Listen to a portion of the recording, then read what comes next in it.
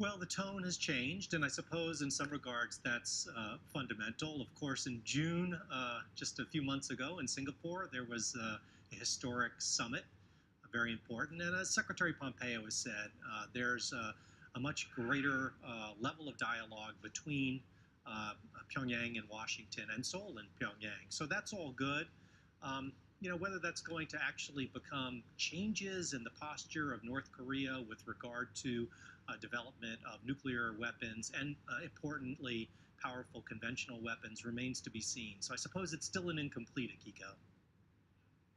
It does seem like South Korean President Moon Jae-in has kind of stepped back into this as sort of that mediator role. And we did see that Inter-Korea summit last week where we heard Kim Jong-un talk about allowing outside inspectors on key missile facilities, talking about scrapping the Yongbyon nuclear complex. How significant are those concessions, or are they concessions as you see it?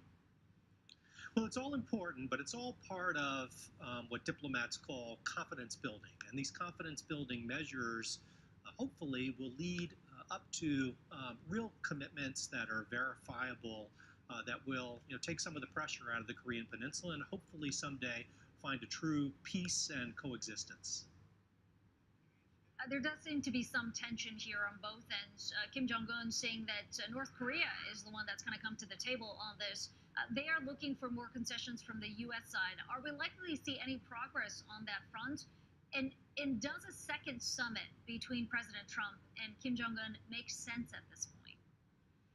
Well, I'll answer the second question first. I don't think it makes much sense at all. I don't think enough has changed to justify a second meeting, even though I think Kim Jong-un would appreciate another opportunity to be on the world stage and enjoy the prestige that comes with a summit with the American president.